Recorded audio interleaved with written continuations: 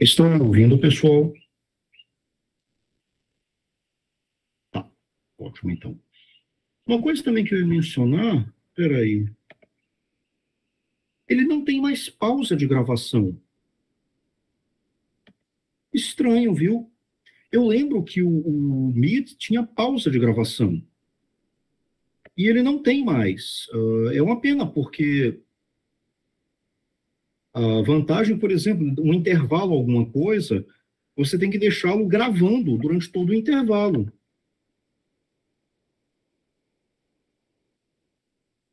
Deixa eu ver aqui. Realmente, eu não localizo. E é chato, né? Você tem que deixar ele gravando durante o intervalo, por exemplo. Uh,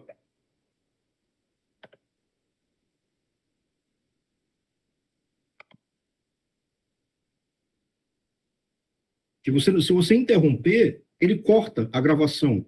Aí depois tem que fazer uma outra.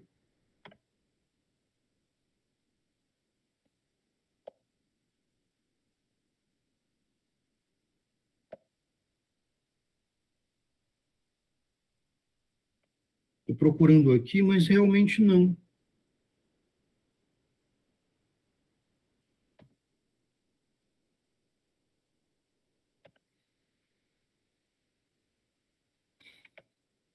Alguém usa o Google Meet, sabe me dizer? Me esclarecer isso?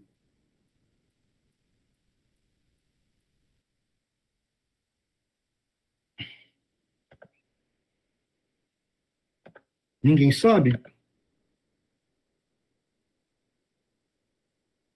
Gente, realmente está saindo uma legenda aí embaixo. Está aparecendo para vocês também?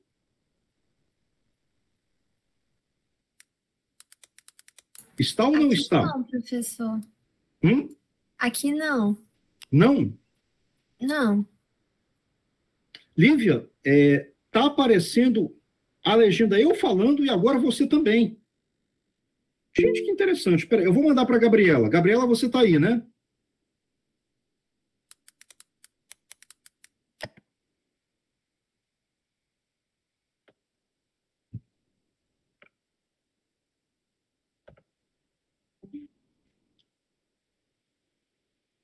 Estou mandando agora no grupo dos representantes e monitores. Acredito que depois no vídeo estará disponível. Agora, realmente, se depois alguém conseguir até ver como separar a legenda do arquivo, vai também ajudar a transcrição, viu?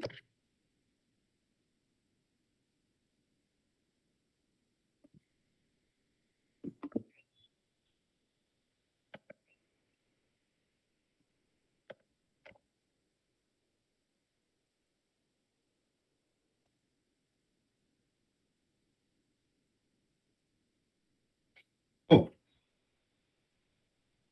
mandei.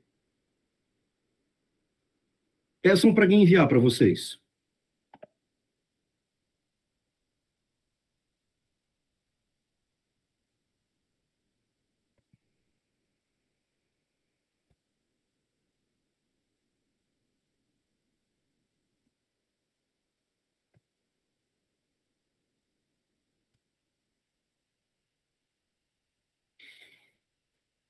Realmente, a Gabriela saiu. Mas tá, gente, está aparecendo aqui. Enfim. Poxa, mas eu queria realmente ver onde.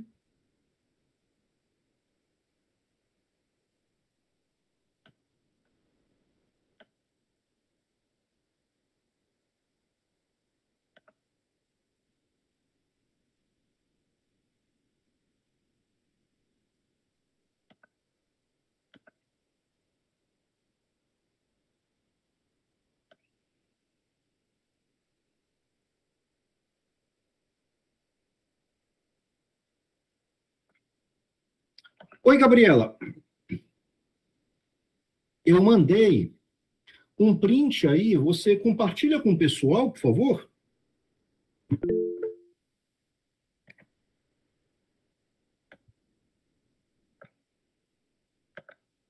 Estou até mandando outro.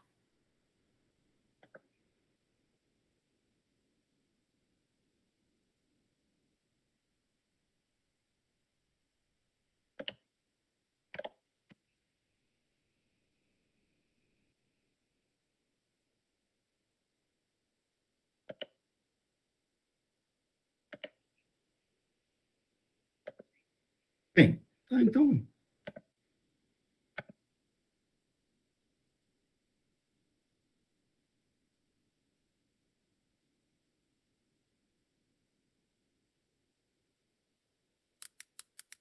Uhum.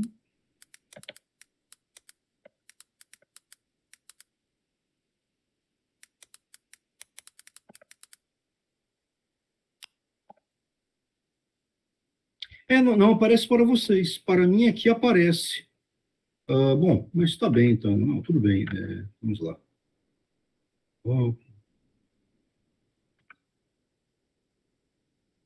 bom, gente, vamos aqui tratar, vamos aqui fazer algumas observações do capítulo 5 sobre dinâmica jurídica do Kelsen, tá bem? Ele é um capítulo longo, ele dá cerca de 60 páginas, tá?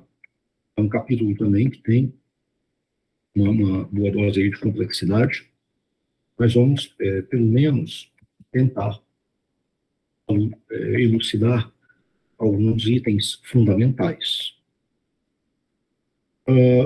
Esse capítulo começa, o item 1, né, o fundamento de validade de uma ordem normativa, a norma fundamental, considerada um dos pontos mais obscuros do pensamento kelseniano, obscuro, inclusive, por ser próprio Kelsen.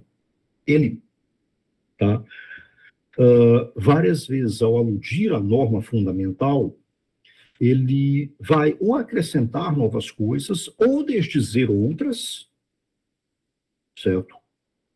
Ou mesmo, em alguns pontos, se contradizer. Então, por exemplo, no ano de 62, numa conferência, o Kelsen disse que a norma fundamental era uma ficção. Tá? Ora, o Kelsen já disse que há uma norma pressuposta, embora ele mesmo, em dado momento, chegue a aludir que a norma fundamental pode ser ou estar ligada a um fato histórico. Tá? Outras vezes, seria uma norma lógica. Mas um ponto aqui relevante é o seguinte, é que o Kelsen, pelo menos nessa segunda edição da Teoria Pura, ele não alega que a norma fundamental é algo novo. O que ele alega é que ele está descortinando algo que os juristas já intuíam automaticamente, mas nunca haviam exposto logicamente.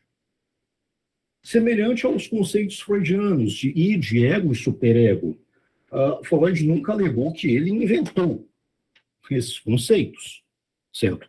O que Freud alegou é que ele apenas foi aquele que descortinou a existência desses conceitos que estão ligados a fenômenos que já operavam no inconsciente e no consciente humano, tá bem? Mais ou menos isso que o Kelsen vai... Opa, mais gente entrando, vamos permitir aqui. Vocês também, né, podem permitir a entrada de pessoas ou apenas eu?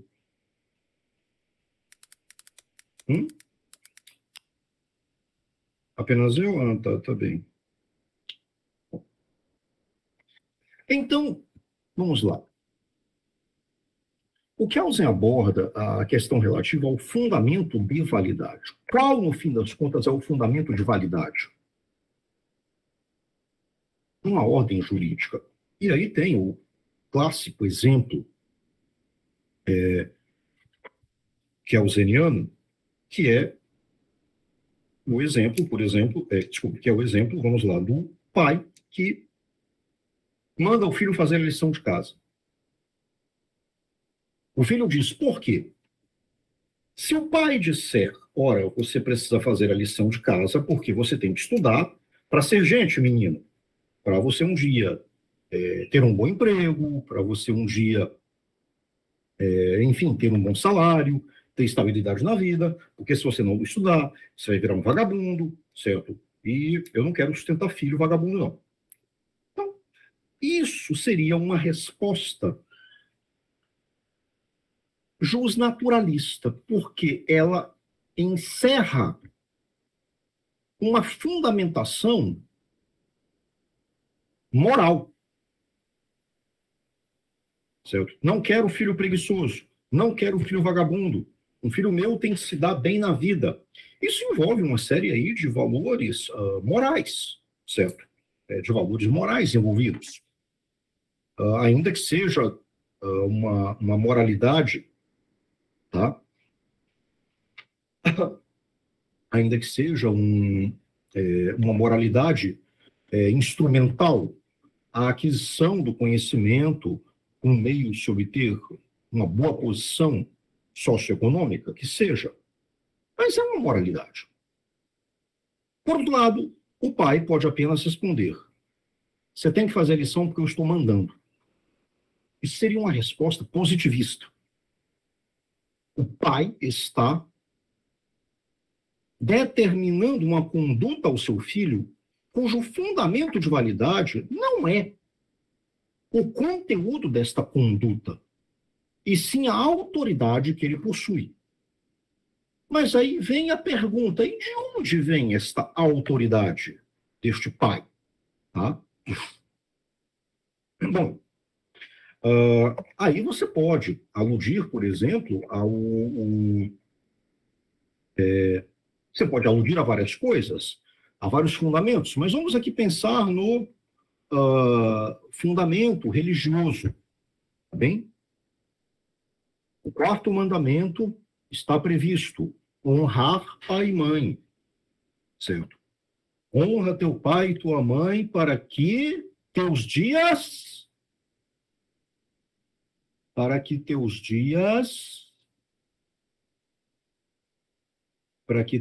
se prolonguem sobre a terra. Eu já falei que essa turma inteira vai para o inferno, gente. Ninguém sabe nada de Bíblia. Eu faço umas perguntas básicas. Ninguém sabe nada, vocês vão tudo para o inferno. Esse é o destino de vocês. Tem para onde correr, não, gente. Tem para onde correr, não. Bom, mas então, isto seria um fundamento de validade. Tá? Um fundamento de validade que está ligado à obediência às ordens de Deus. Certo? Ora, Deus, portanto, institui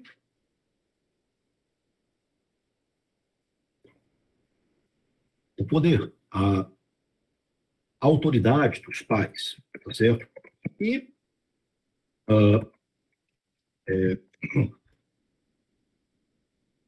se bem que é assim, né? A Bíblia,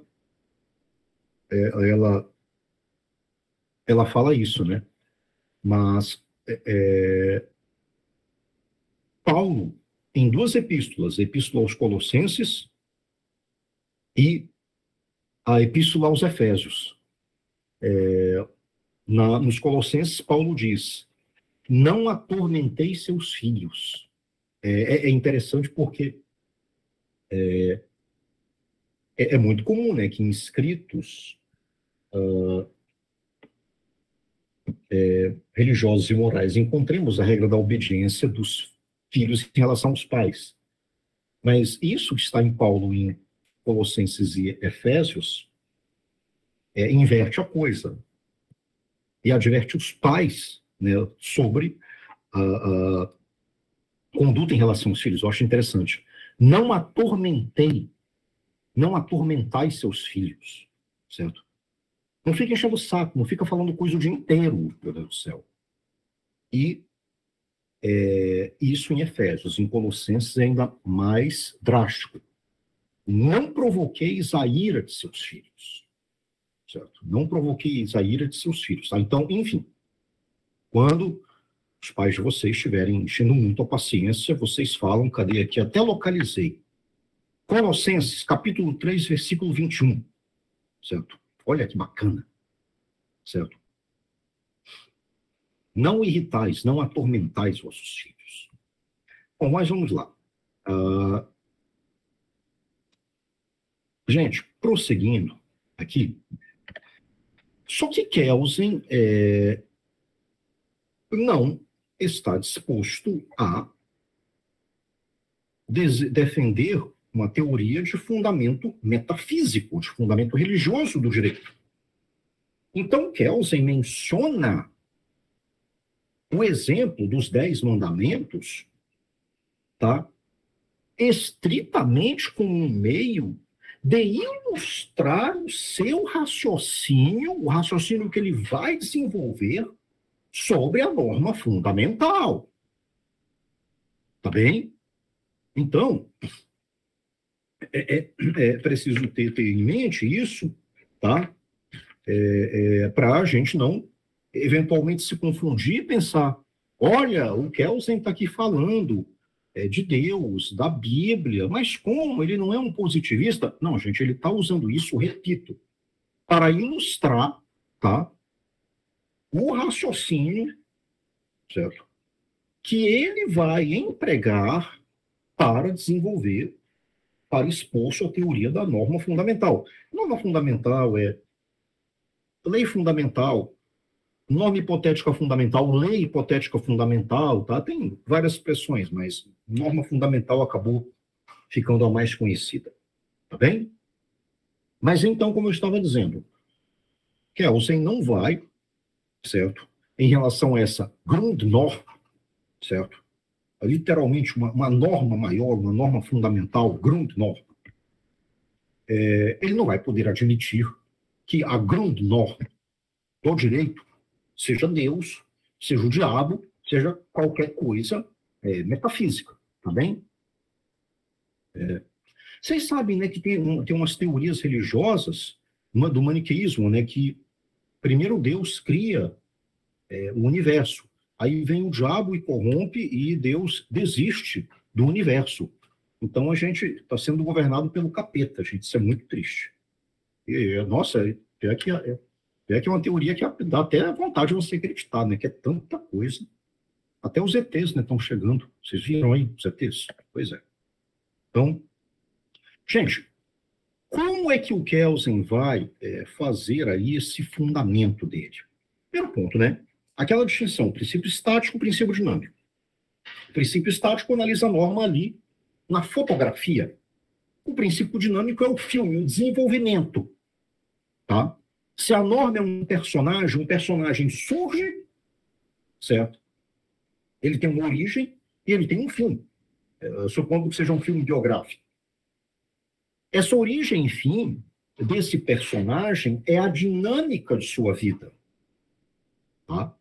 Como ele surgiu? Bom, ele surgiu, no caso, a lei, a norma, porque ela foi promulgada. Certo? Foi promulgada como? Por um processo legislativo. Que norma era essa? Era um decreto regulamentador de uma lei. Então tinha uma outra lei. Tinha uma outra norma, que era uma lei. Acima dela. E que o decreto tinha, por sua vez, que regulamentá-lo. Opa, e esse decreto? Perdão, e essa lei? Qual era a base? Era a Constituição. Certo? E quando essa norma morrer, a norma foi revogada. Revogada por quem? Pelo Poder Legislativo. O Poder Legislativo tinha esse poder? Tinha esse poder sim. De onde vem esse poder? Da Constituição. Certo? Por isso que Norberto Bobbio diz que a teoria estática corresponde à teoria da norma jurídica e a teoria dinâmica corresponde à teoria do ordenamento jurídico. Tá? Bem, na teoria do ordenamento jurídico de Bobbio, que nós já vimos, certo? Nós temos lá o sistema de hierarquia de normas. Então, a hierarquia é muito importante dentro do princípio dinâmico do direito.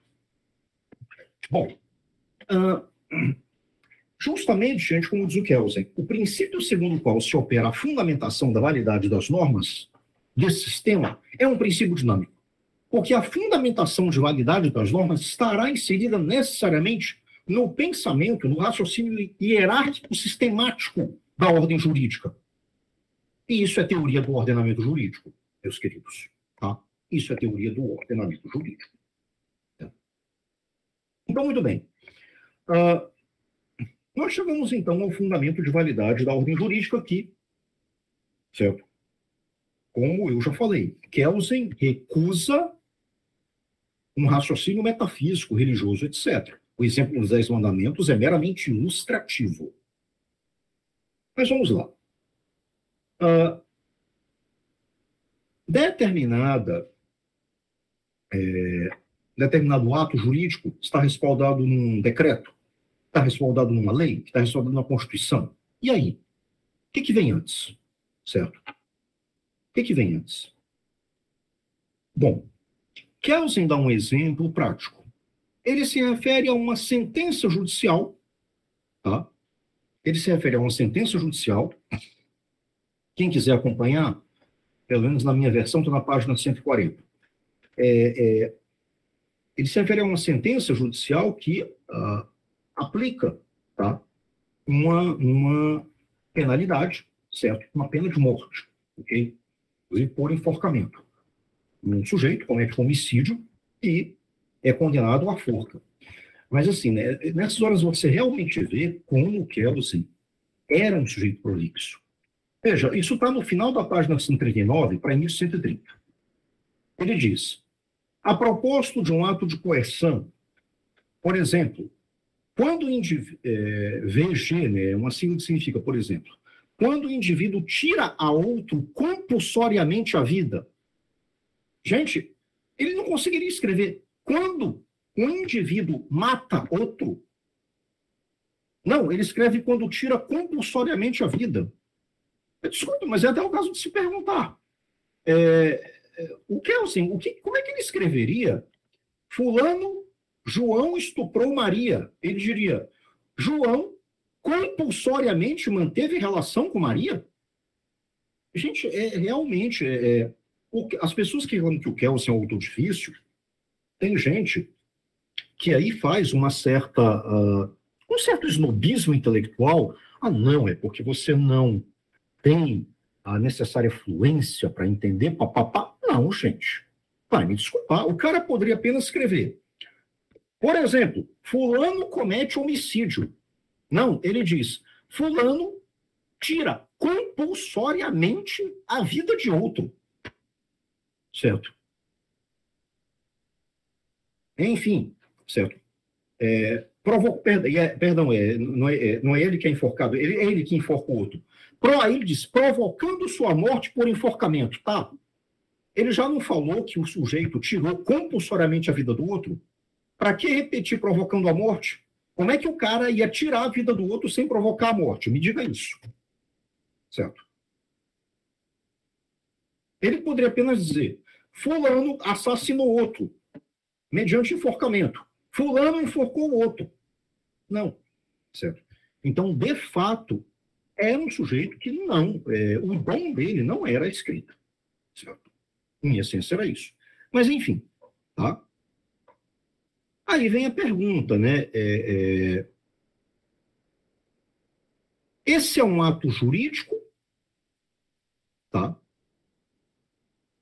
Ou um homicídio? Ele não coloca isso em forma de pergunta, não tem ponto de interrogação. Tá bem? Se alguém mata outro, alguém tira a vida de outro mediante enforcamento. Certo? Bom, como vocês sabem, já devem ter visto isso em diversos filmes, o enforcamento ele era uma pena muito comum, tá? Então, muito bem. Lembrando aquilo que nós já falamos, certo? Não é o conteúdo do ato que vai nos dizer se ele é jurídico. Ou melhor, se ele é lícito ou ilícito. Não é o conteúdo. Uma vida pode ser tirada licitamente, em países que prevêem pena de morte, ou pode ser tirada ilicitamente em países onde não se prevê a pena de morte. Não, o mesmo país onde se prevê a pena de morte, mas no caso o sujeito matou, mas ele não estava no exercício da função de carrasco. Ele realmente era um homicida. Tá bem? Então, tá. Vem a pergunta, certo? Se essa morte foi provocada por uma sentença judicial, o cara era um bandido, foi condenado à forca. Aí eu vou começar a ler. Levanta-se assim a questão de saber sobre que pressupostos é possível uma tal interpretação, ou seja, a interpretação de que aquela morte se deu estatuída por uma norma jurídica. Prosseguindo. Por que equivale a norma individual por ela estabelecida? Por que uma norma jurídica válida? porque pertence a uma norma jurídica válida, portanto, deve ser aplicada. Certo? Então, olha, ele foi condenado por um juiz que seguiu a lei. A lei é uma norma jurídica válida, portanto, deve ser aplicada. Muito bem.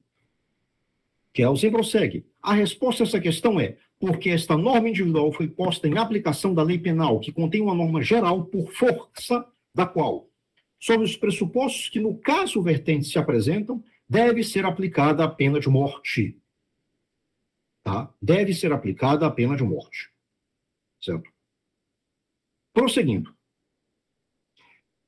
Se pergunta pelo fundamento de validade dessa lei penal, tem como resposta: a lei penal vale porque foi ditada pela, ele fala aqui, né, corporação legislativa, melhor seria dizer, pelo poder legislativo. E esta recebe, no caso, esse poder legislativo recebe de uma norma da Constituição o poder de fixar essas normas gerais. O legislativo cria as normas gerais. Quem cometer homicídio pega a pena de morte. O juiz, por sua vez, cria e aplica a norma individual e concreta. João matou Maria, deve ir para a forca. Prosseguindo. Se pergunta pelo fundamento de validade da Constituição, na qual se funda a validade de todas as normas gerais e a validade das normas individuais produzidas com base nessas normas gerais, quer dizer, se pergunta pelo fundamento de validade das normas que regulam a criação das normas gerais, enquanto determinam, através de seus órgãos e de que processos as normas gerais devem ser criadas, seremos, talvez, conduzidos a uma Constituição estadual, a uma Constituição mais antiga. Tá? Ou seja, os fundamentos de uma Constituição estão na Constituição anterior. Certo? Então, por exemplo, tá?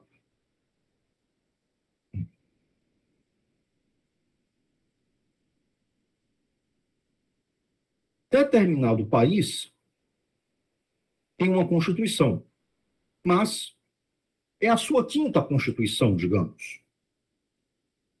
Antes dela, houve uma outra Constituição. Antes dela, uma outra. Certo? Até que, como diz Kelsen, chega a ser uma Constituição que historicamente é a primeira. Tá? Pegando aqui o exemplo do Brasil. O Brasil teve já, ao todo, 7 constituições, né? 88, 67, 46, 34... Não, 37, 34... 91... vamos lá, É melhor pela ordem cronológica mesmo. 22, imperial. 91, republicana. 34, primeira Constituição getulista. 37, a do Estado Novo. 46, redemocratização. 67, a do regime militar. 88, redemocratização. É isso. Tá bem? Bom, quando chegamos, então, à primeira Constituição histórica, no caso do Brasil, a Constituição de 1822, não, desculpa, gente, 1824, perdão, tá? 1822 foi a proclamação da independência, a Constituição 1824, me desculpem. Então tá, chegamos então nessa Constituição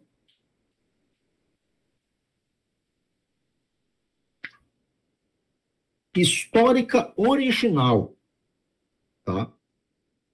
Gente, eu estou dando o exemplo do Brasil só para simplificar, mas depois eu mesmo vou dizer por que esse exemplo ele pode ser atacado, tá bem? Mas vamos lá. Temos, então, uma Constituição original, 1824.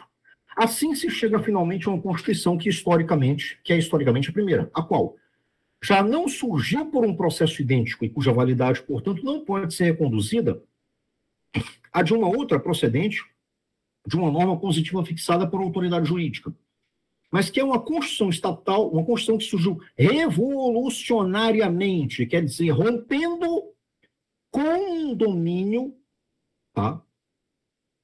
Rompendo com uma Constituição anteriormente existente. Ou então veio a surgir, certo? Com validade para um domínio que anteriormente não era abrangido pelo domínio de validade de uma Constituição. Gente, ora, qual foi o processo de ruptura que levou à Constituição de 24? Resposta: a Constituição, perdão, a independência de 1822. Tá? Por isso que alguns apontam que haveria talvez uma certa contradição, porque ora o Kelsen diz que a norma fundamental é pressuposta, mas algumas vezes ele pode dar a entender que a norma fundamental pode se originar de um fato histórico delimitado no tempo e no espaço, certo? E esclarecendo, gente, a primeira Constituição histórica, ela é um exemplo, mas constituições que também rompem com constituições anteriores também seriam exemplos de normas fundamentais.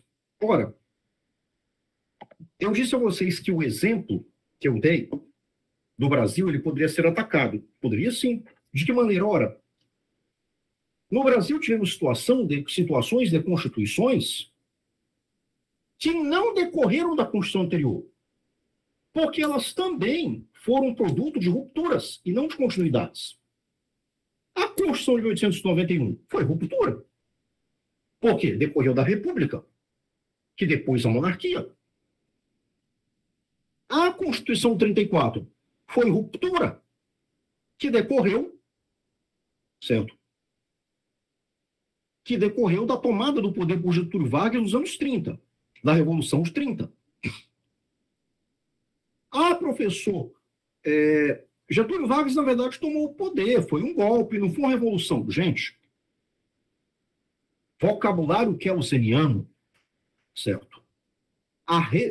Para o vocabulário kelseniano, a revolução não está ligado a uma eventual legitimidade ou legitimação popular, tá bem? É muito comum que se fale em revolução para designar processos que seriam ou que teriam uma legitimação popular. E golpe de Estado, processos que não teriam essa legitimação popular, certo? Seriam apenas uma tomada de poder. Não é nesse sentido que Kelsen fala revolução. Isso é preciso ficar muito claro. Um processo revolucionário incorre em uma ruptura com o processo anterior. Se essa ruptura é legitimada pela vontade popular ou não, isso não é assunto para a teoria kelseniana. Então, esclarecendo, sem nenhum juízo de valor, no pensamento kelseniano, tomada do poder por Vargas em 1930 é revolução. Tomada do poder pelos militares em 64 é revolução. Por quê? Porque foram rupturas com processos constitucionais anteriores. E tanto foram que, quando o governo provisório de Getúlio Vargas consulta Kelsen sobre sua legitimidade para fazer uma nova Constituição, Kelsen escreve um parecer em que ele diz, sim, certo, vocês fizeram a revolução. A autoridade revolucionária é a autoridade legítima. Quando, em 64, os militares tomam o poder e ficaram na dúvida sobre quais seriam seus limites, digamos assim, normativos,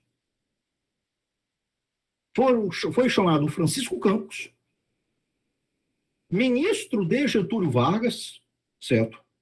Um dos constitucionalistas mais preeminentes e polêmicos do século XX, tá bem? Diz a lenda que Francisco Campos foi chamado para uma reunião com os generais. Deu um ralho nos generais, dizendo: vocês fizeram a revolução, poder revolucionário são vocês. Vocês não estão adstritos a limitações da Constituição anterior, a de 46. E Francisco Campos participa da redação do ato institucional número 1, certo? Dos militares. Inclusive, muitos falam que ele teria ditado pessoalmente, chamava o secretário, senta aí, fulano, bora, escreve, ato institucional número 1, e que os generais teriam ficado parados lá olhando, certo? Enfim.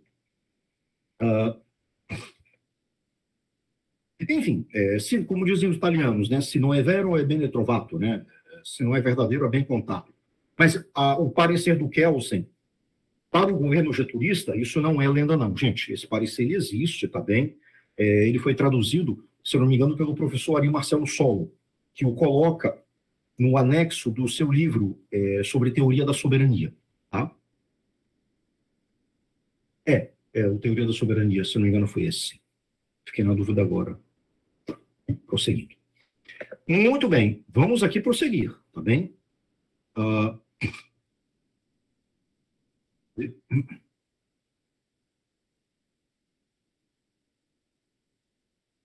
Cadê aqui, ó?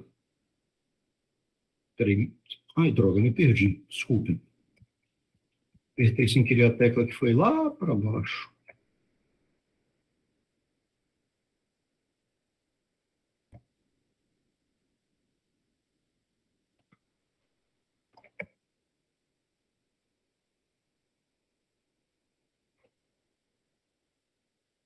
Ok, voltei aqui.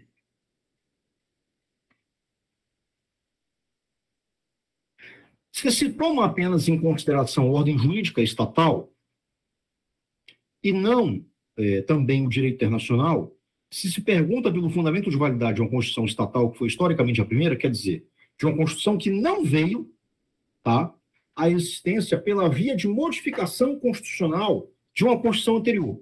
Então, a resposta, se renunciamos a reconduzir a validade da Constituição estatal e a validade das normas criadas em conformidade com a norma posta por autoridade metajurídica, como diz a natureza, ou seja, se recusamos procurar o fundamento de validade da primeira Constituição histórica em Deus e natureza, recusamos isso, Kelsen recusa isso.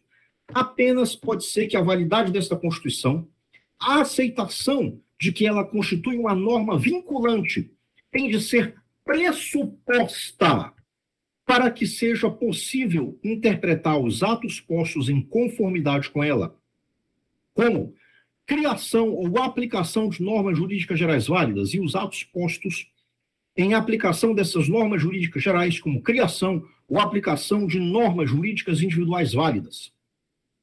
Dado que o fundamento de validade de uma norma somente pode ser outra norma, lembrando, né? O decreto se fundamenta em sua validade fundamentada na lei, a lei na Constituição, certo? E assim vai. Tá? Dado que o fundamento de validade de uma norma somente pode ser outra norma, esse pressuposto tem que ser uma norma. Ou seja, gente, se a Constituição também é uma norma que tem sua validade amparada em outra norma, num pressuposto, esse pressuposto também tem que ter uma natureza de norma jurídica. Mas não uma norma posta por uma autoridade jurídica, e sim uma norma pressuposta, quer dizer, uma norma que é pressuposta sempre que o sentido subjetivo dos fatos geradores de normas postas de conformidade com a Constituição é interpretado como o seu sentido objetivo. Como esta norma é a norma fundamental de uma ordem jurídica, isto é, de uma ordem que estatue atos coercivos, a proposição que descreve tal norma, a proposição fundamental da ordem jurídica estatal em questão diz: devem ser postos atos de coerção sob os pressupostos e pela forma que estatuem a primeira Constituição histórica e as normas estabelecidas em conformidade com ela. Certo?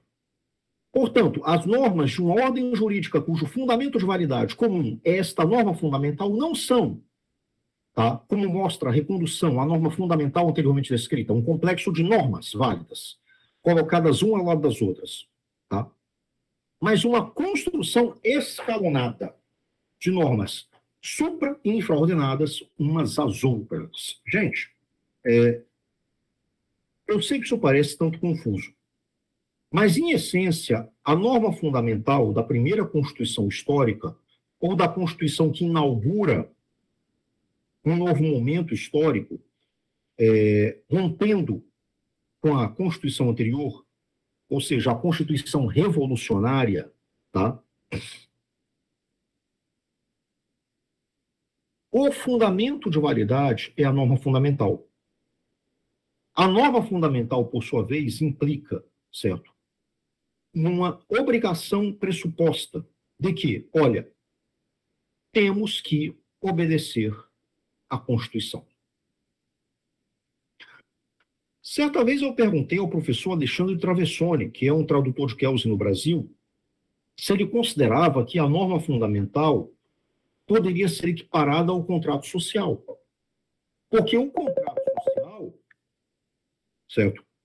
O Rousseau, deixando bem claro, o próprio Rousseau sempre deixou bem claro que o contrato social seria não um fato histórico delimitado, tá? Mas uma espécie de metáfora, inclusive. Isso está no contrato social. Tá?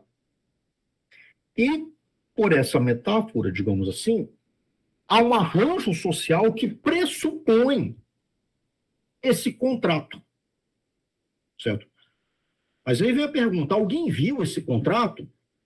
Os anarquistas, né, e os anarcocapitalistas que questionam, cadê a minha assinatura nesse contrato? Onde é que está a minha assinatura nesse contrato? Não vi, não. Não, meu filho, você não está entendendo. Ele não é um contrato posto, ele é um contrato pressuposto, tá? Ele é um contrato pressuposto. O professor Alexandre Travessone, ele discordou da analogia, gente. Mas, assim, eu, humildemente, porque é evidente que o professor Alexandre Travessone é alguém muito mais capacitado do que eu, mas eu continuo achando que a analogia ela é útil, certo? Se alguém perguntar, cadê o contrato social? Me mostra o papel onde ele está escrito. Não vai ter. Certo? Ele é um arranjo pressuposto. Assim como a Constituição. A Constituição. Me mostra a Constituição. A Constituição está aqui. Ó, está aqui o papel. Pronto. Está aqui a Constituição. Tá? Ok. Me mostra agora onde está escrita a norma fundamental. Não, meu filho, não tem. A norma fundamental não é uma norma posta, é uma norma pressuposta. Tá certo? Bom, vamos então prosseguir. Gente, aqui eu já adiantei alguns. Eu já adiantei, de certa forma, o item D. A norma fundamental como uma pressuposição lógico-transcendental. Não como algo concreto, algo pressuposto, por um raciocínio lógico. Olha, se toda norma tem seu fundamento de validade de outra norma, a Constituição originária tem um fundamento de validade, certo? Numa norma anterior, certo? Que seria qual? Uma norma de existência concreta? Não uma norma de existência concreta. Isso não, certo? A norma transcendental, tá? Ou seja, certo? A norma fundamental. Embora, claro, né, alguns dirão, olha, Kelsen, você quis tirar Deus e a metafísica da jogada. Mas a norma fundamental acaba sendo aí o seu Deus, tá bem? A norma fundamental acaba sendo aí o seu Deus laico, digamos assim, no fundamento de validade do seu pensamento. Isso seria aí uma crítica.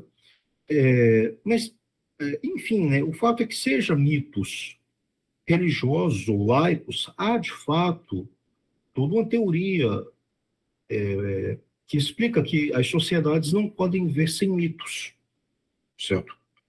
Mitos fundadores. Se a norma fundamental é o mito fundador de uma ordem jurídica, não podemos viver sem ela. Tá? Ficções fundadoras também. O próprio Kelsen, em 62, quando vai causar bastante impacto ao dizer que a norma fundamental é uma ficção. Tá? Mas se alguém tiver lido aquele livro, como Sapiens, do Yuval Harari, ele trabalha isso, como a sociedade se forma mediante o que seriam ficções, tá certo? Mas são ficções ordenadoras. Exemplo, a ideia de nacionalidade. Não existe uma divisão natural entre países. As fronteiras foram criadas ao longo do tempo. Tudo bem, em algum caso, lastreadas numa geografia, mas em outros não. Bom, então, vamos prosseguir. Em seguida, vai se falar aqui da unidade lógica da ordem jurídica, tá bem? Deixa eu olhar aqui, ver se.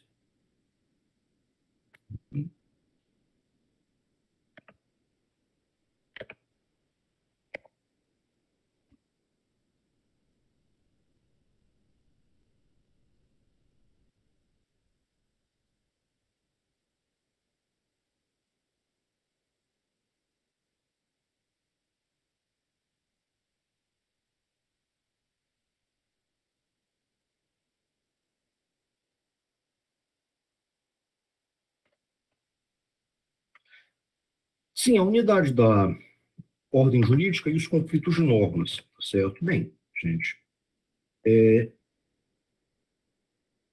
veja só, o Kelsen, a princípio, ele nega a possibilidade de antinomias, certo?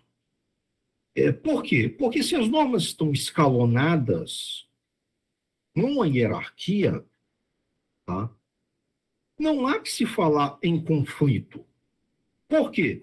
Ora, porque nós temos aí a hierarquia justamente para dar solução ao conflito. Seria como falar, há um conflito entre pai e filho. Espera aí, mas esse filho está sob a autoridade do pai. Não há que se falar em conflito. O pai manda, o filho tem que obedecer. Se você encara a ordem jurídica como escalonada hierarquicamente, não há que se falar em conflitos por conta disso. A hierarquia já dá de imediato a solução para o conflito, certo? Agora, lógico que você tem aí, né, a situação, e como é que fica quando as normas são a mesma hierarquia? Aí realmente nós já aprendemos sobre o critério, né, da especialidade e o critério da cronologia, tá bem? Isso é uma coisa que nós já aprendemos. Mas, de qualquer maneira, esses critérios apresentam, o próprio Kelsen fala, né, a lei posterior derroga a anterior, tá? Então, gente, uma vez que temos isso, não há que se falar em antinomias para Kelsen. Porque o ordenamento jurídico automaticamente está prescrevendo como se deve solucionar os eventuais conflitos. Se um conflito surge já com uma solução automática, então não dá nem para dizer que esse conflito é existente. No máximo, esse conflito acontece num instante lógico, digamos assim. Mas, em seguida, ele é solucionado justamente pelos critérios que estão aqui mencionados. Tá? Bom, então, ainda que você possa admitir conflito normativo, eles rapidamente se solucionam. Como o próprio Kelsen explica, entre norma de escalão superior e de escalão inferior, tá? Não pode haver qualquer conflito. Porque a norma do escalão inferior tem seu fundamento de validade na norma de escalão superior. Tá? Em seguida, Kelsen vai falar de legitimidade e efetividade, tá bem? Bom, gente, e vai entrar também, né, em validez, tá? Veja só, a legitimidade kelseniana implica, tá, que uma norma jurídica é válida até que a ordem jurídica dispõe o contrário, até que ela seja revogada, que ela seja substituída. Veja, a legitimidade como critério metajurídico que eu cheguei a expor para vocês no semestre passado, no pensamento kelseniano não existe. A legitimidade e a validez da norma se confundem. A norma é legítima por quê? Porque é válida. Certo? Ponto. Para Kelsen, é uma contradição falar que uma norma jurídica é ilegítima e válida. Não. Certo? Não mesmo. Tá bem? Como ele mesmo diz, o princípio de que a norma de uma ordem jurídica é válida até sua validade terminar, por um modo determinado, enfim, é o princípio da legitimidade. Então, validade e legitimidade, no sentido kelseniano, não são planos dimensionais distintos. São o mesmo plano dimensional. O mesmo plano dimensional.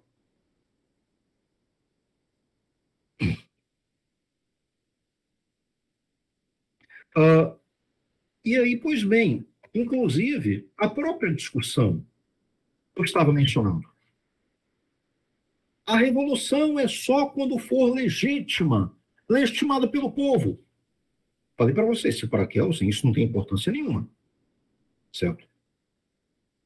A legitimação está ligado aí a um poder. Esse poder foi eficaz para instaurar um processo revolucionário e criar uma nova Constituição? Foi eficaz. Então, gente, esse é o governo legítimo do Estado. Eu vou ler aqui para vocês. De acordo com a norma fundamental de uma ordem jurídica estatal, o governo efetivo, que, com base numa Constituição eficaz, estabelece normas gerais e individuais eficazes, é o governo legítimo do Estado. Aqui que é o sem atrela legitimidade, a validade e também a eficácia. Notem, isto não é o usual em Kelsen. Kelsen muitas vezes distingue, sim, a validade da eficácia, tá certo? Mas, quando se trata do ordenamento jurídico como um todo, e seu mínimo de eficácia, ele vai exigir sim um mínimo de eficácia. Então, gente, não é uma questão de gostarmos ou não de Getúlio Vargas em 30 ou dos militares em 64.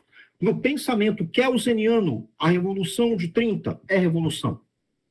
E foi legítima por quê? Porque foi eficaz. E a de 64 é revolução. E foi legítima por quê? Porque foi eficaz.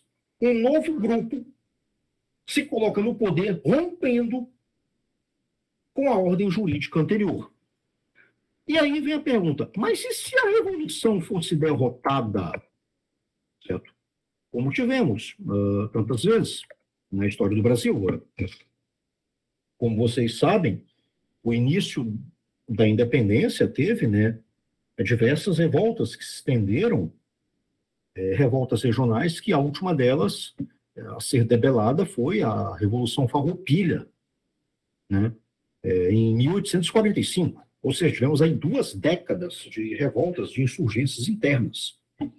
Em todas elas, no fim das contas, foram derrotadas, portanto, não foram legítimas. Mas espera aí, todas elas? Não, gente. Houve uma vitoriosa.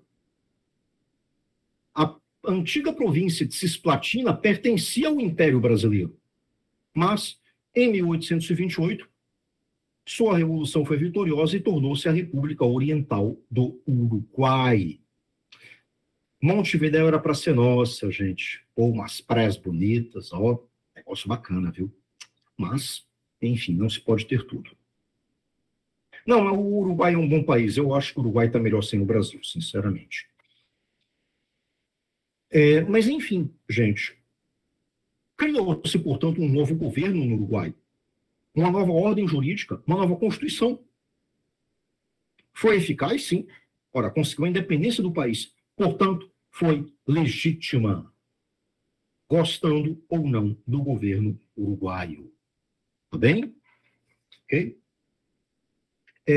Aí o Kelsen, né, vai falar sobre a questão de validade e eficácia e, como eu já mencionei, né, para vocês, tá?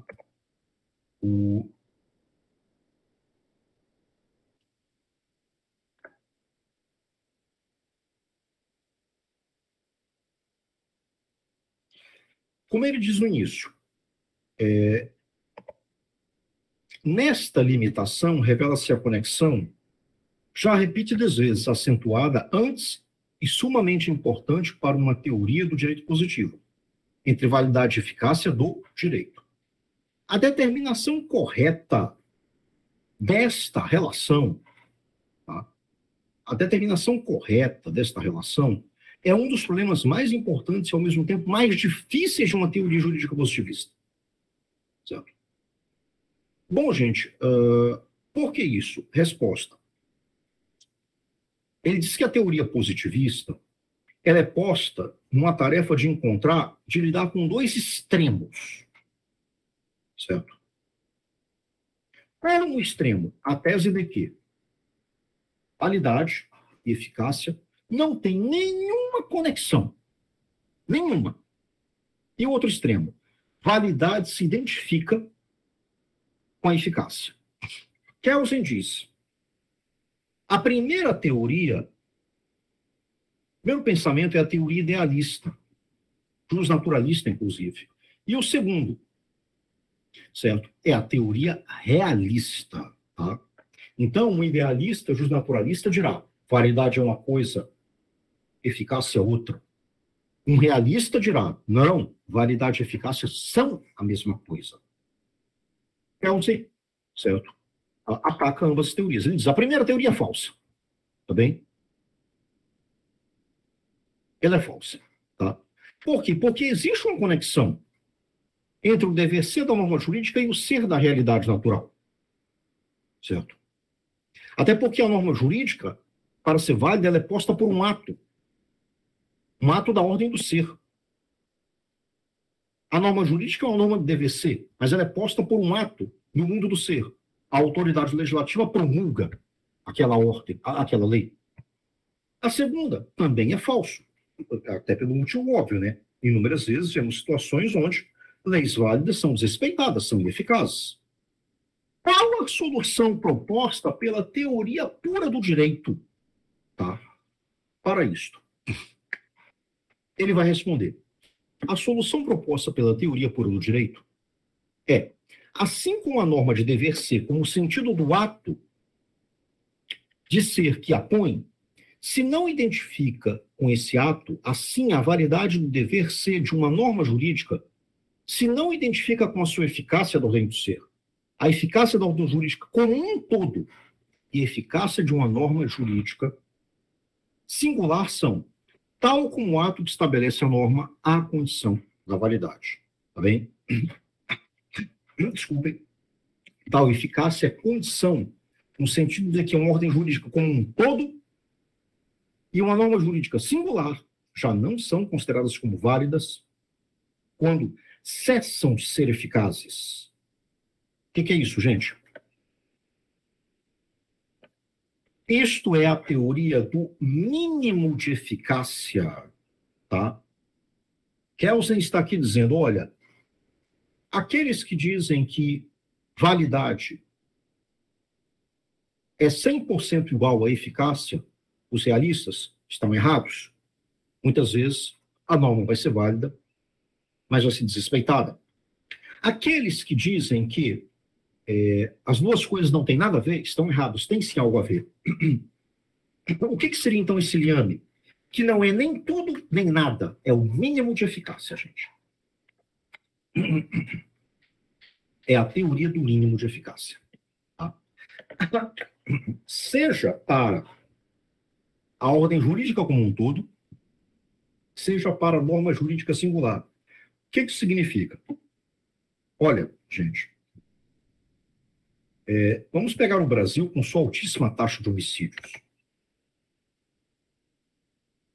O artigo 121 do Código Penal, que criminaliza o homicídio, ele é eficaz? Ele não é 100% eficaz. Não é. Temos uma taxa de homicídios muito alta.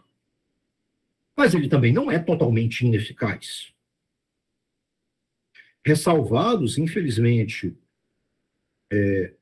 regiões muito difíceis, mas há outras áreas, geograficamente falando, onde podemos caminhar com bastante segurança. As ruas de Boa Vista, por exemplo, no geral, você pode andar com bastante tranquilidade, mesmo nesse horário, agora, 8 da noite, sem o receio de que você vá ser assassinado, ou algo assim. Ou seja, há um mínimo de eficácia na norma. Então, esse mínimo de eficácia, certo? Mantém a legitimidade, a validade, né? A validez da ordem jurídica. Também. Isso, senhores, é o mínimo de eficácia. Tá? Bom, deixa-me ver aqui.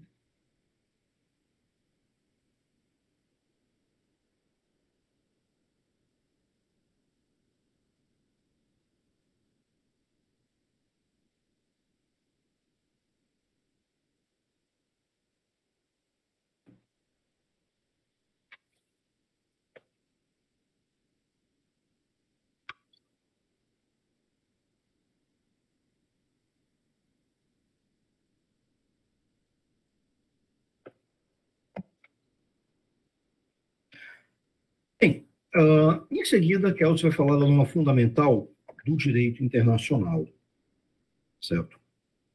Veja só, como é que seria uma norma fundamental em matéria, gente, de direito internacional? Como é que seria isso? Tá? Essa norma fundamental,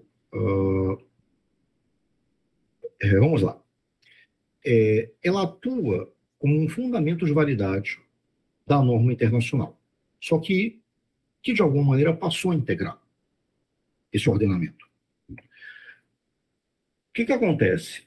A norma que impõe o modo de relação entre os Estados, garantindo o mínimo de harmonia. Então, esta pressuposição de uma norma que atua como um fundamento de validade de uma ordem internacional, ela é uma norma fundamental. Lembrando, até como já foi falado também, o Pacta Sunt Servanda, né, os acordos entre os países, tá, são o grande fundamento do direito internacional, certo? Então, gente, muitos consideram que o ordenamento internacional moderno ele foi uma criação do Tratado de Westfália, de 1648, que, depois, fim, a Guerra dos 30 Anos, inaugurou o sistema, a ordem internacional tal qual a conhecemos.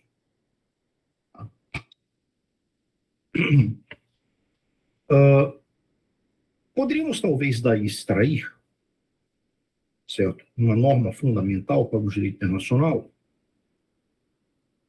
É uma discussão válida.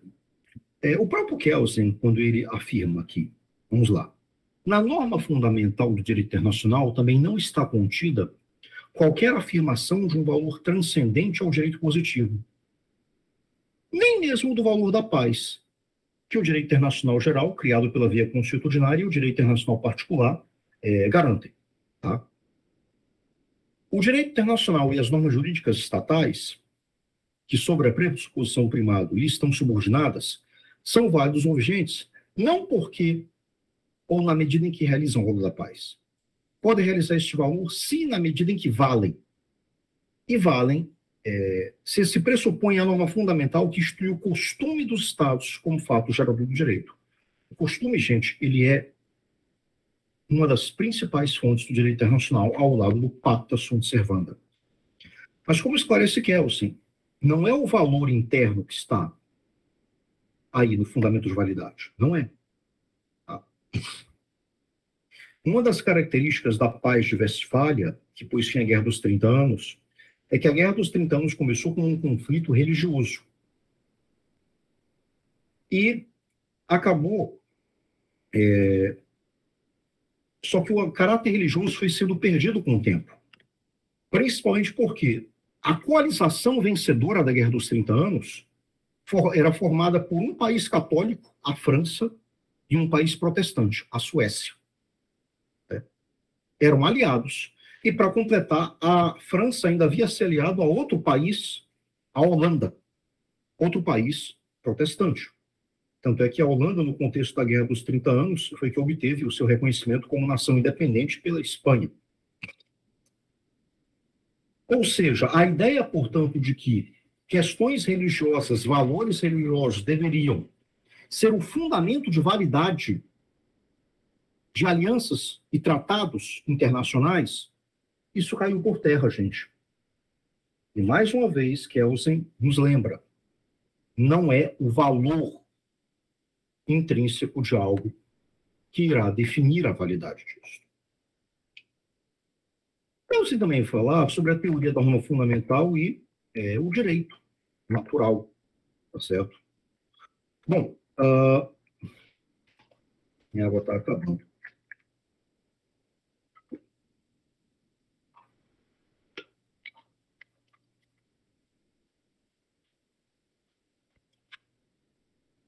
Deixa eu pegar aqui uma água rapidinho.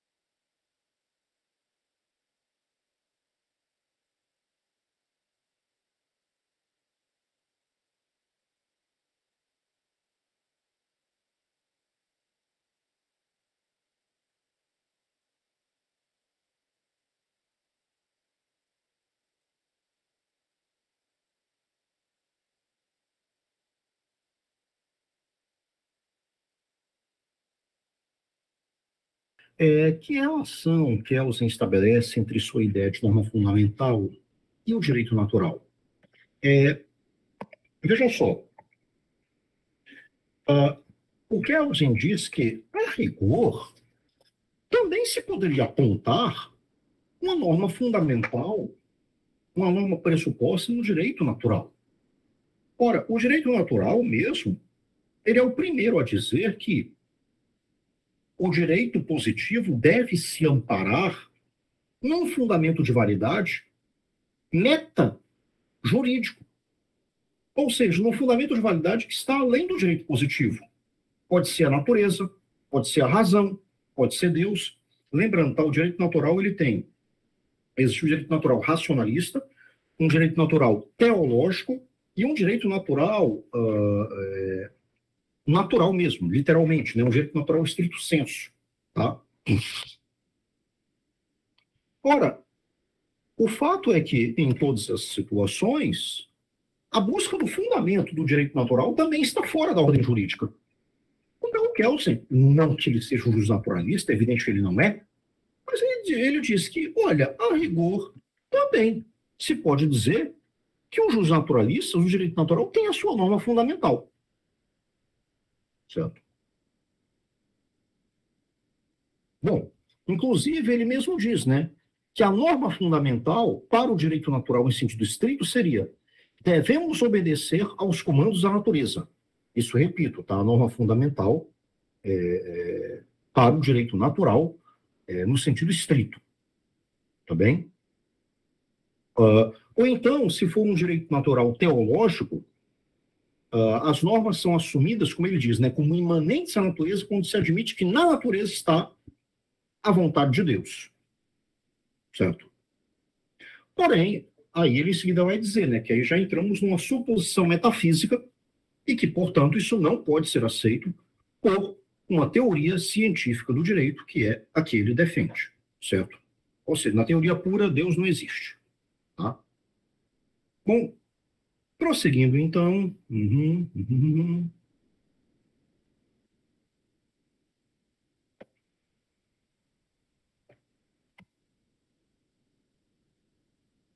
Vamos agora para estudo escalonado da ordem jurídica, gente.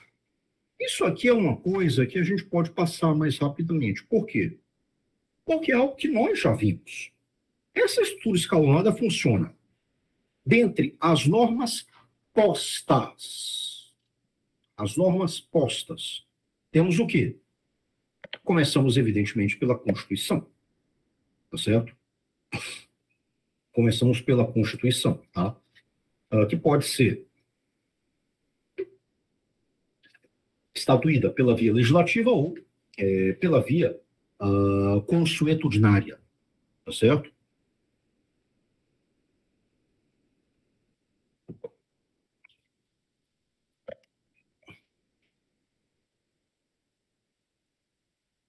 Temos a legislação e o costume. Tá? Em essência, né, aquela clássica distinção: a legislação é a norma escrita, o costume é a norma não escrita. Certo?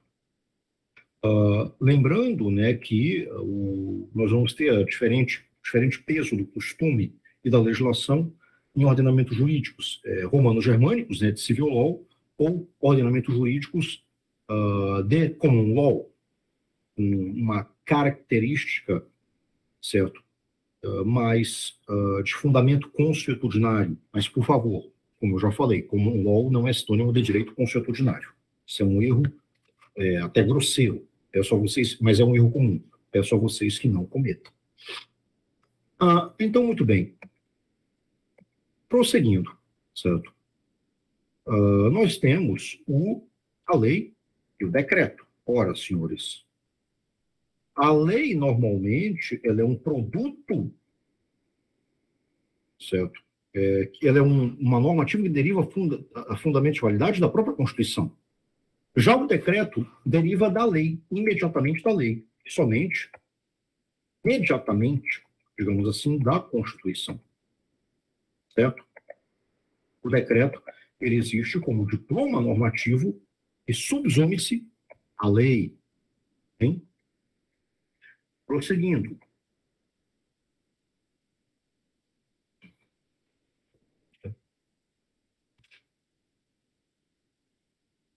Entra aqui a distinção entre direito formal e direito material, certo? Quando a gente fala aqui, né, da distinção, o Kelsen aqui vem e nos lembra que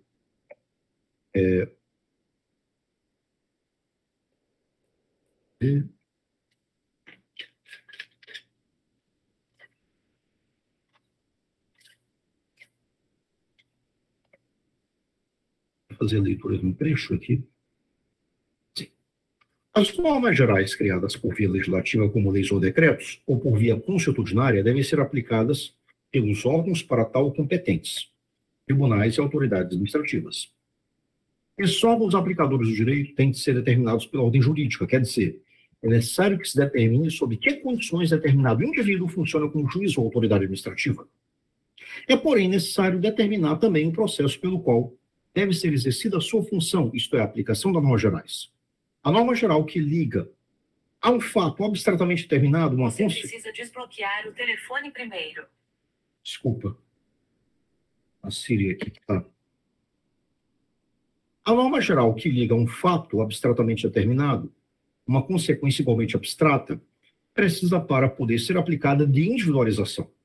É preciso estabelecer se em concreto existe um fato que a norma geral determina em abstrato.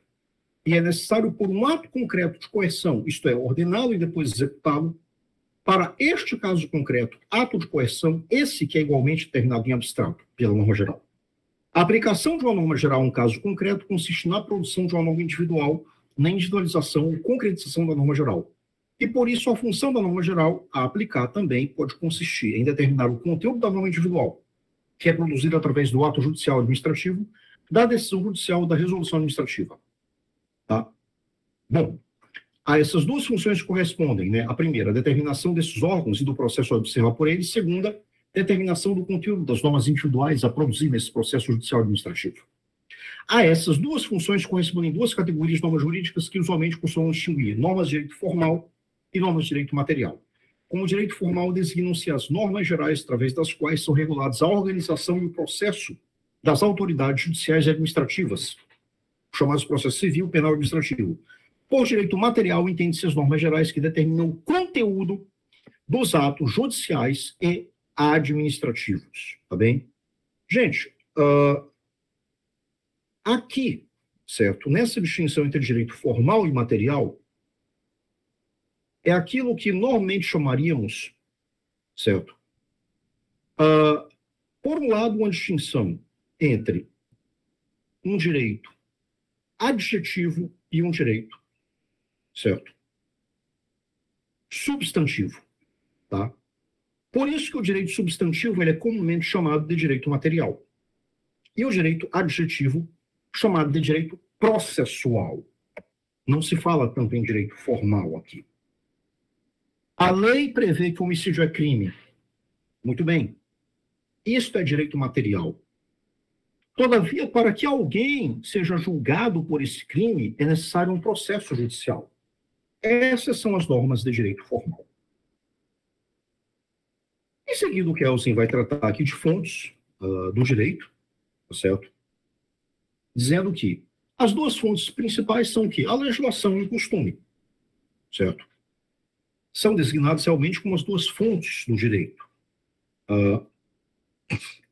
Só que ele mesmo diz que ele começa tratando fontes do direito, entre aspas, ou seja, você já sabe que ele vai criticar o termo. E, de fato, ele começa fazendo isso quando ele diz: fontes do direito é uma expressão figurativa que tem mais do que uma significação. Tá?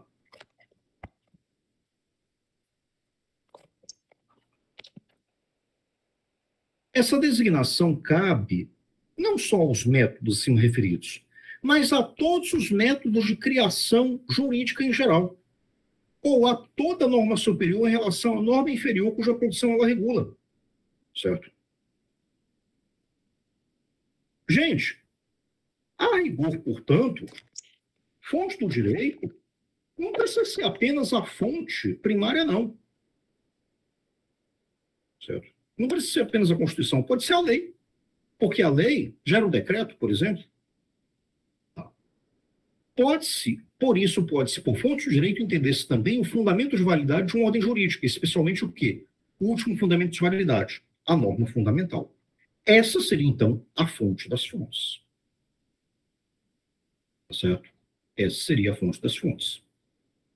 A Constituição é uma fonte de normas gerais, produzidas por via legislativa ou consuetudinária. Tá? Só que a jurisprudência também é fonte do direito. Afinal de contas, ela gera direito, sim. Normas individuais concretas, mas gera. Tá? Ele vai falar, então, em seguida de criação, aplicação e observância do direito. Certo? Bom, processos de criação, aplicação e observância da fonte do direito. Tá? Vamos lá. Quando falamos aqui em criação, dentro de um sistema dinâmico ou de uma teoria do ordenamento, nós temos previstos mecanismos de criação. Bom, a aplicação, por sua vez, ela se dá justamente por intermédio da autoridade legalmente constituída, juridicamente constituída, a autoridade competente para isso.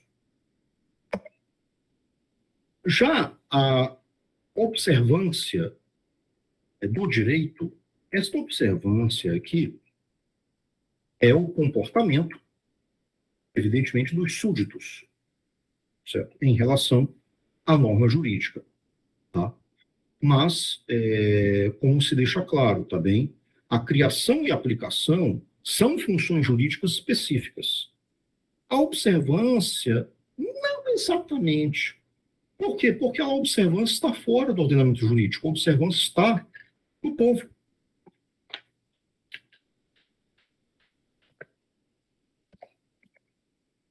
Aí ele entra aqui, certo, em jurisprudência, certo, o caráter constitutivo da decisão judicial. Volto a dizer, aqui estamos falando de pontos que, de certa forma, já foram tratados, certo? Mas, enfim, os tribunais, eles aplicam normas gerais e, através delas, estabelecem normas individuais, tá bem? Então, no contexto da dinâmica jurídica, quando um tribunal estabelece uma norma individual, ele está lhe dando o quê? Uma decisão. Num procedimento que intermedia a norma geral e abstrata, desembocando na norma individual e concreta. Tá? Mas aí vem a pergunta: a decisão, o que ela faz? Apenas declara o direito? Não, gente. Kelsen deixa muito claro. A jurisprudência é uma fonte constitutiva, tá? Constitutiva do direito, certo? Ele deixa bem claro o caráter constitutivo da decisão judicial. A decisão não está lá apenas para declarar o direito. Ela vai, talvez ela possa declarar a norma geral, certo? Mas ela vai criar a norma individual. A decisão judicial declara a norma geral e abstrata, ok, até aí podemos concordar, mas ela cria a norma individual e concreta, certo? Ela cria a norma individual e concreta. Bem? Bom, chegamos aqui nas lacunas do direito. Gente, Kelsen coloca lacunas entre aspas. Já sabemos que ele vai criticar o termo, tá certo? E por que ele vai criticar isso, gente? Gente, Kelsen é um adepto da completude do ordenamento jurídico. E se há uma lacuna, se há um silêncio na lei, ora, regra clássica. A lei silencia, então, para o particular, ela é uma regra de liberdade, você pode fazer, não há lacuna. Para o agente estatal, é uma vedação, não pode fazer. Tá? Então, gente, o Kelsen somente vai admitir a possibilidade de lacunas, né? Lacunas presumidas, até como fala, quando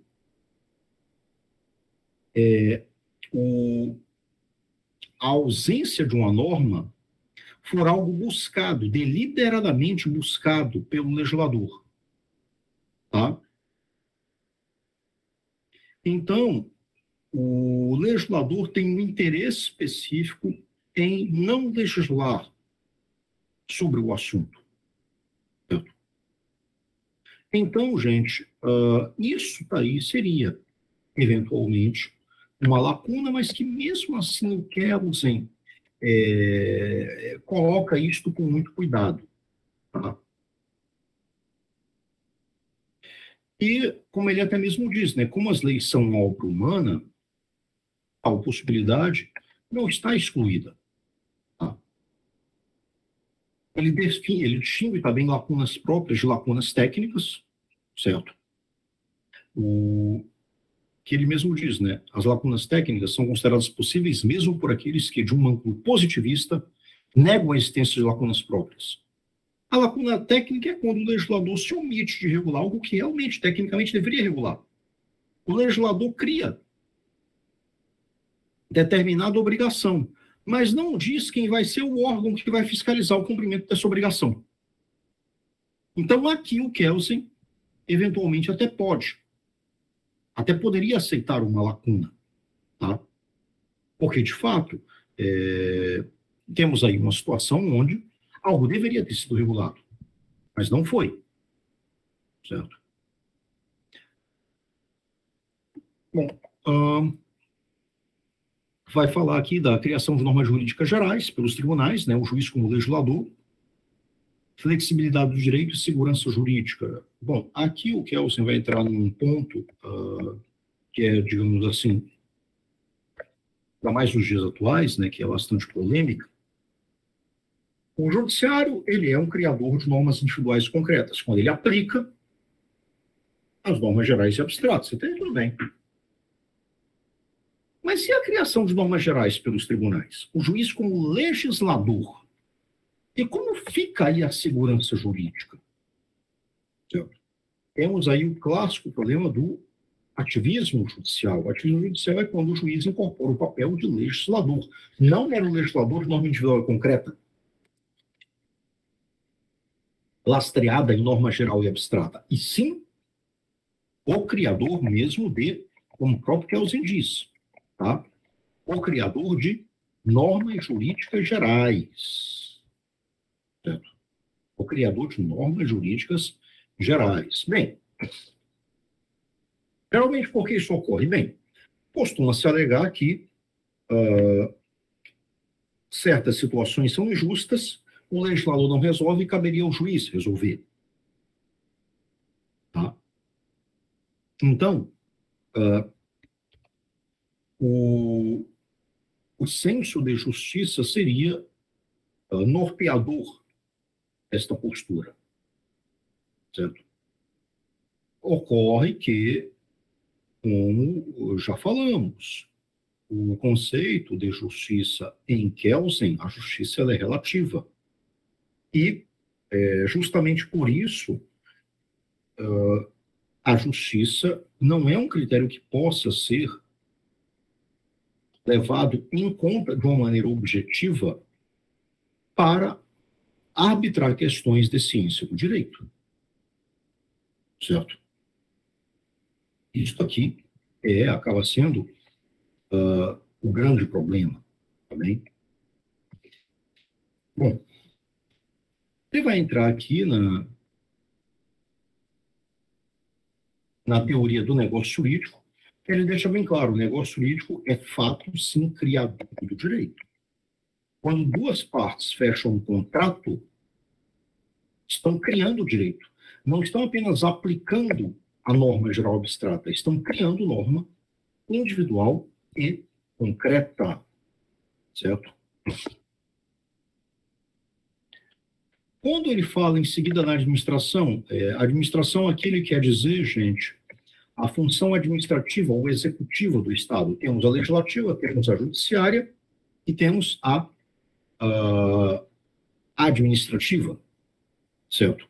Que até atua como legislador, diga as passagens nos limites legais, né? Lembrando, a função administrativa, a princípio, mas pode ter uma atuação secundária, tá certo? Uma atuação secundária enquanto legislador. No âmbito internacional também, celebrando os tratados, publicando decretos, como eu já falei, e a isso corresponde o quê? Uma administração estatal. Tá? Uma administração estatal. E essa função também, além de ter atos jurídicos, possui também atos concretos. Então, por exemplo, a criação de hospitais, de escolas, de ferrovias, etc. Prosseguindo.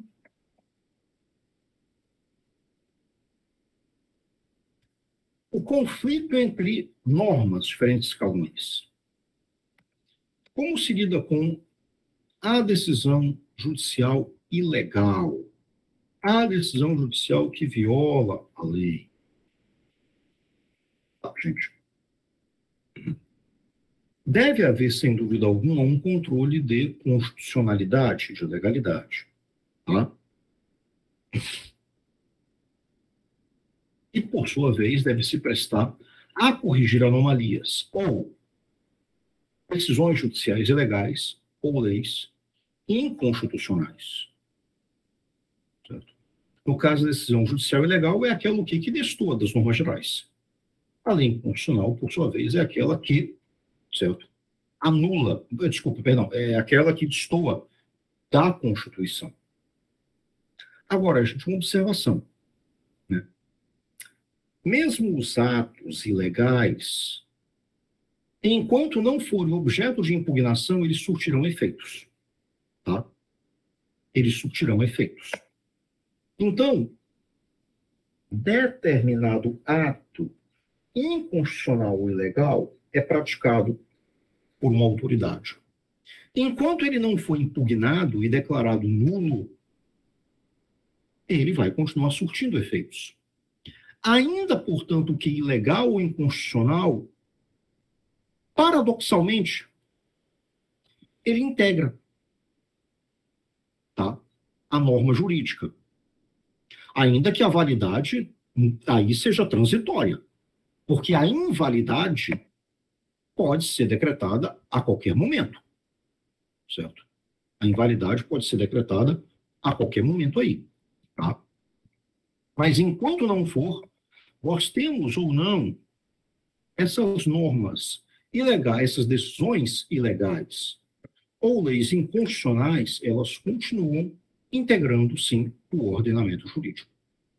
Tá? Bom, deixa-me ver aqui. Aí eu quero sempre falar de nulidade e anulabilidade. Tá? Lembrando, né, uma coisa que a gente aprendeu, que a nulidade, ela é retroativa e a anulabilidade, por sua vez, produz efeitos ex nunc, efeitos apenas proativos, para frente. Já, né, a nulidade produz efeitos ex tunc, desculpem, efeitos para trás. Tá certo? O que acontece, gente?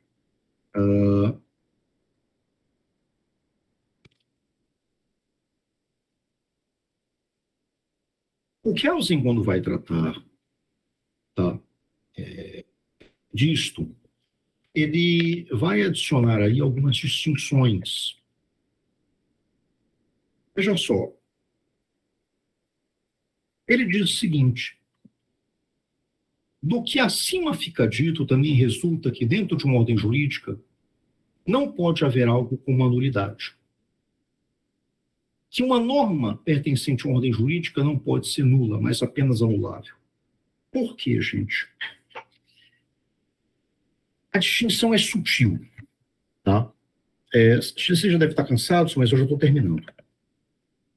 A distinção é sutil. Falei para vocês o pensamento kelseniano. Uma decisão ilegal, uma lei inconstitucional.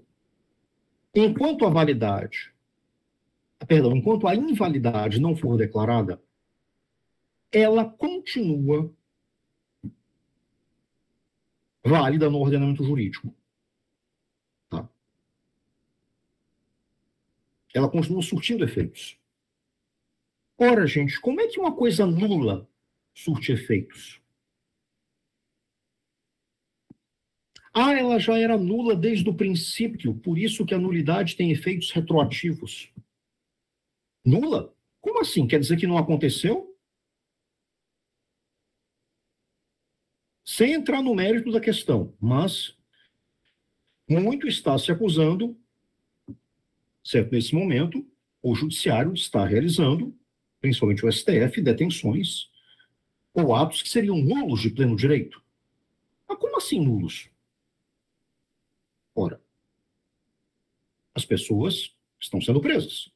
As pessoas estão tendo seu sigilo bancário de comunicações quebrado.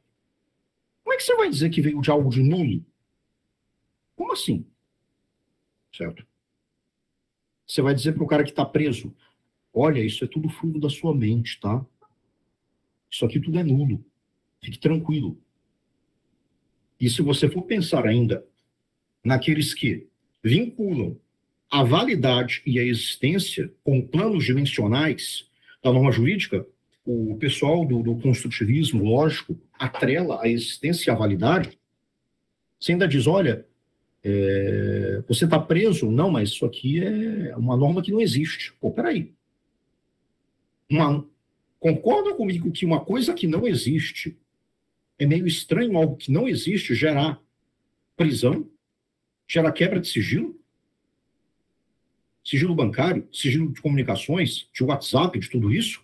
Ou tudo isso é feito por uma coisa que não existe? Peraí, meu filho. E Kelsen vai dizer com todas as letras, olha, não é correto falar em nulidade. Mesmo que essas normas estejam violando a Constituição, enquanto não for declarada a invalidade delas, elas continuam surtindo efeito. Elas continuam tendo, bem ou mal, uma validade. Elas poderiam ser objeto de declaração posterior de anulação. Elas podem ser anuladas posteriormente. Algo que é anulado, você implica que existiu, que bem ou mal teve uma validade reconhecida e que depois foi anulado. Tá? Mas a nulidade no sentido que nós normalmente atribuímos, Kelsen diz, não, gente, isso não procede, tá? Norma jurídica, certo? Você falar que ela é nula desde o início, isso não procede. Kelsen deixa bem claro, não. Essa norma não é nula desde o início, tá? Não é correto o que se afirma quando a decisão anulatória da lei é designada como declaração de nulidade. Quando o órgão que anula a lei declara na sua decisão essa lei como nula desde o início. Não. Inclusive, eu peço até desculpas. Eu falei quando dado momento em declarar, não. Kelsen deixa bem claro, né? A decisão que anula uma medida considerada inválida, ela tem natureza constitutiva e não meramente declaratória.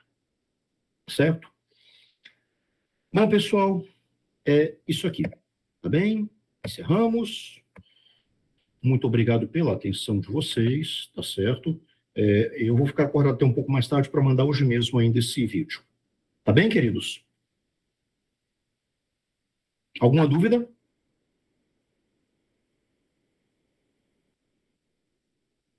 Tem alguém aí? Ah, ok. Tá certo, Edgar. Obrigado. Então tá certo, pessoal. Vou encerrar aqui. Uma boa noite para todos, um bom descanso para todos nós.